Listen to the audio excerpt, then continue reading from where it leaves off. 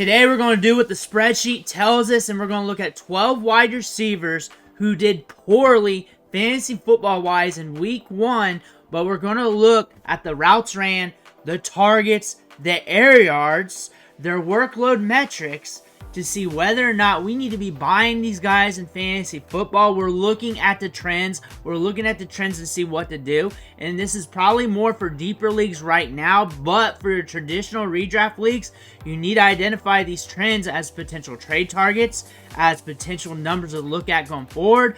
3 weeks from now, you'll have a bigger sample and you'll be able to draw on these players a little bit more. But we're also looking at a 1-game sample, which is going to impact the numbers greatly because you can't add multiple games to it, and there's game scripts involved and everything else. So you're going to have to look at the numbers, and we'll theorize with it. But those theorizing, we're trying to look at and project forward to future games and outcomes.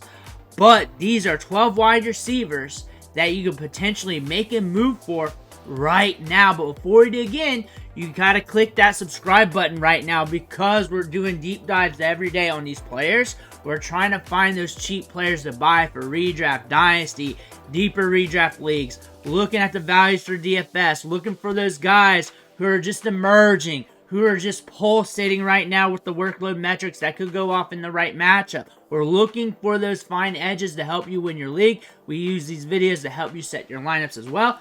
Click that button. Stop missing out.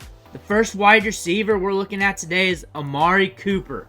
He was targeted 9 times, had a 20.9% target share, ran 53 routes, a 94.6 route participation rate. He is rostered in most leagues, if not all leagues. I am catching comments where a lot of weird guys got dropped this week. A lot of people are going crazy over the waiver wire, and I'll say the players on the waiver wire this week, they're not many league winners, if any. If any. It's not a waiver wire batch of players that I would be too excited about from a macroeconomic standpoint. He got 170 air yards and a 45.7% air share. Part of that is because the Browns were horrible against the Cowboys. They're behind most of the game. It was a bad trailing with Deshaun Watson just getting road dogged, messing up on a lot of pass attempts. The thing about this, Deshaun Watson's got to get right. Not every defense is going to be the Cowboys. But the bright spot here with Amari Cooper, 9 targets, 20% target share. He's getting the deep ball too. So he's kind of going to have like a Will Fuller effect here because Deshaun Watson on his end isn't going to connect too much. But Amari Cooper is going to have some games where he brings in those deep targets. So what I'm looking at Amari Cooper in the situation from what we see from the small sample is a player that will probably have some big games, but a lot of bad ones as well. We're probably going to see he caught 2 balls for 16 yards. He had a lot of opportunities, well, kind of opportunities, but they were there where if it would have connected, he probably would have hit pretty big. 18.9 ADOT is elite. He's got a good target share. A 20+% target share with an ADOT over 15 is nasty, and that's a player you want to look at. But again, 1 game sample, Deshaun Watson not looking good. Maybe we reel it back in. Maybe we get some opportunity, but the opportunity's there. But also his teammate Elijah Moore, 6 targets, 14% target share. So the target share is kind of low. It's kind of low there, but the targets were up. But he ran a lot of routes, and he had a 92.9% route participation rate. He was on the field a lot. He was getting that work rate in and was in on 93% of the snaps. 22 air yards, a 3.7 average depth of target. So since the target share is not above 20% and his ADOT's low, I'm kind of staying away. But if I'm in a deeper league and knowing that he's running 52 routes and running a 92.9% route share and getting some volume here with 6 targets, I'm thinking about him. I will never put him in my lineup unless I absolutely have to. But if I'm like a 20-team league or something like that, I know the routes are heavy here. The snap share's heavy. I'm thinking about it if I have to make a move. Courtland Sutton might be a buy in traditional redraft and maybe all formats because he's cheap. And he's in this Denver offense with a rookie quarterback that's going to be in these weird game scripts where they're going to have to throw the ball. But he's got an elite target share at 28.6%, elite amount of targets at 12, ran a lot of routes, pushing a 95% route participation rate, 163 air yards, and a 61.7% air share. A share of those air yards, That's elite. All the work rate metrics are elite. A 13.6 ADOT is very good. So over 20% target share, a double-digit ADOT. We're running a lot of routes, and he's cheap. He did not produce. 4 catches, 38 yards. And we look at the future here. I don't expect Bo Nix to light it up to the point where they have heavy leads in every game and it's tight game scripts. It's probably going to be some games where it was like this, where he's going to have to throw the ball. He's going to have to learn. He's going to get opportunities. Bo Nix did progressively look a little better every quarter with more attempts. They allowed him to throw it 42 times. I expect Courtland Sutton to have a good target share. I expect him to run a lot of routes and get a good ADOT, and I expect him to have some good weeks here, and it might be off and on. It might be due to the circumstances of the offense.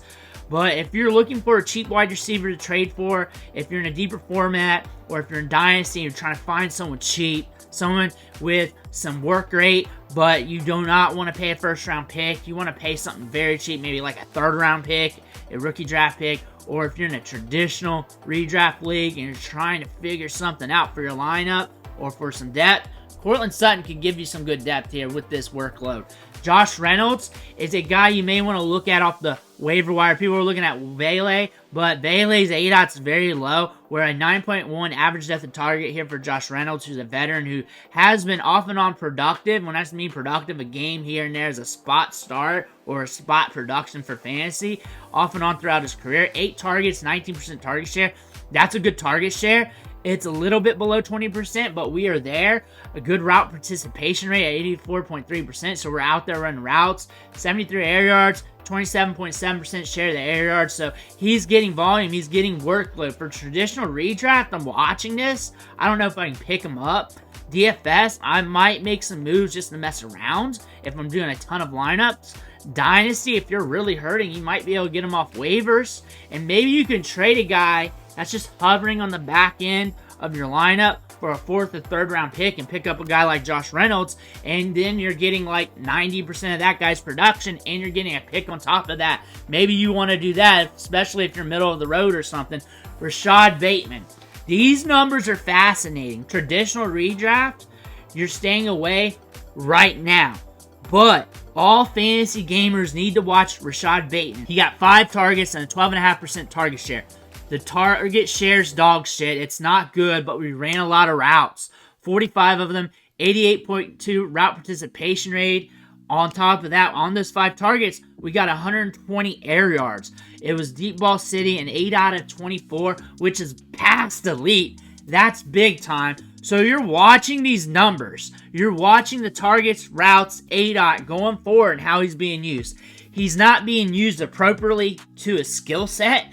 He should be used more underneath, middle part of the field, breaking off routes, but they're allowing him to get downfield, get deep targets.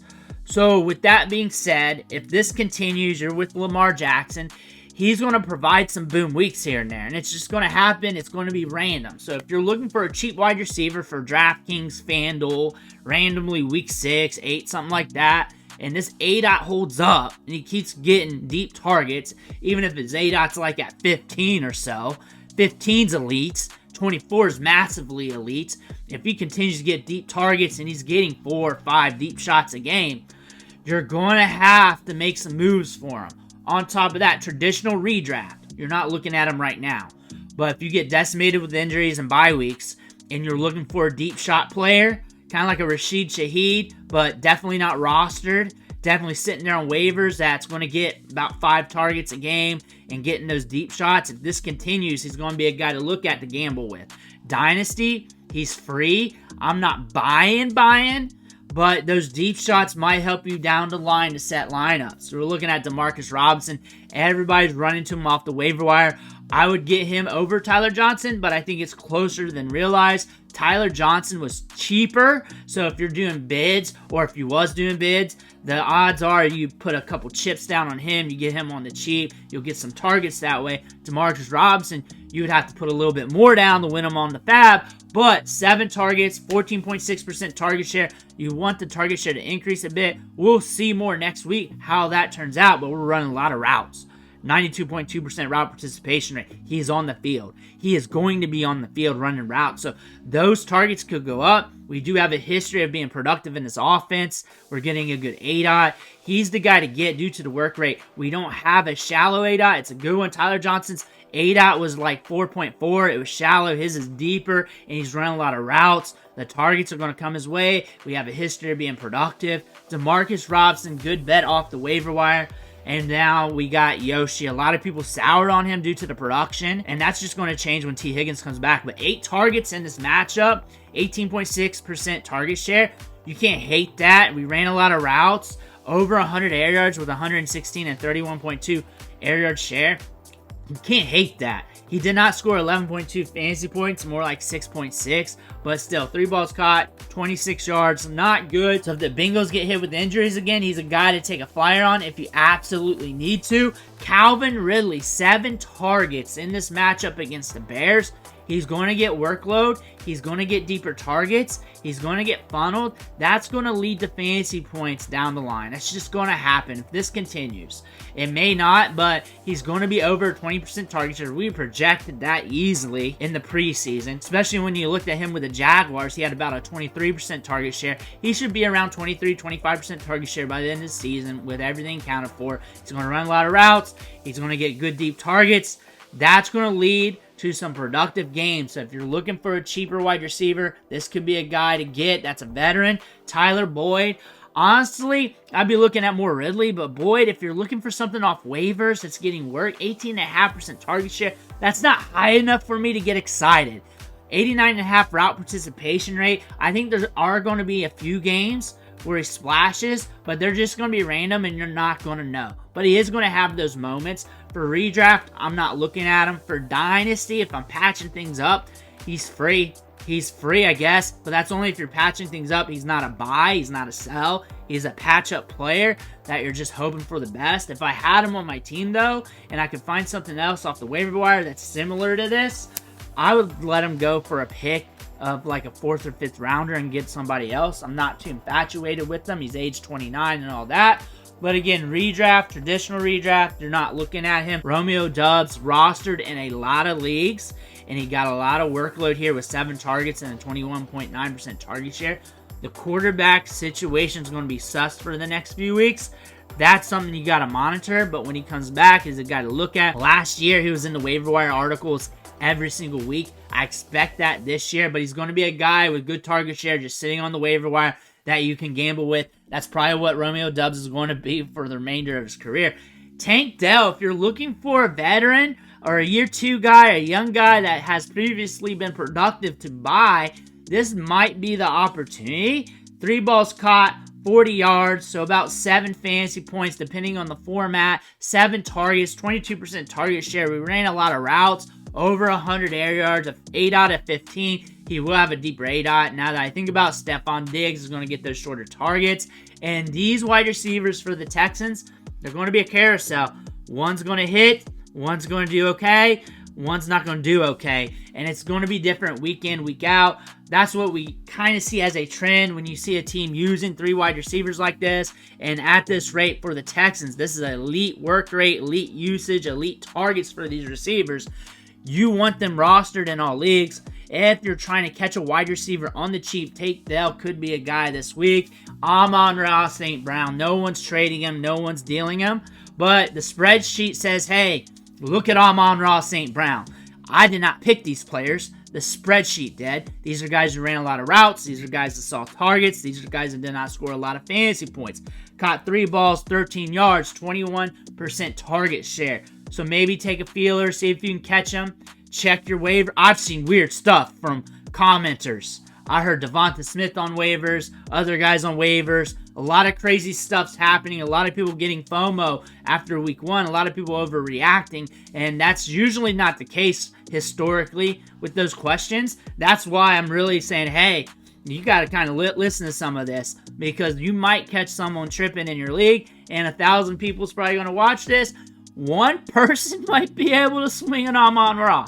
One person. After what he did last week. But these routes are there. He ran 100% of them. He was on the field. He gets the short ADOT. He always has. That's just part of his game. But he gets opportunities. I expect him to get a 25 to 30% target share. His target should ramp up in other matchups. But I'm not worried about Amon-Ra St. Brown. If anything, I'm buying. Let me know what you think in the comments below.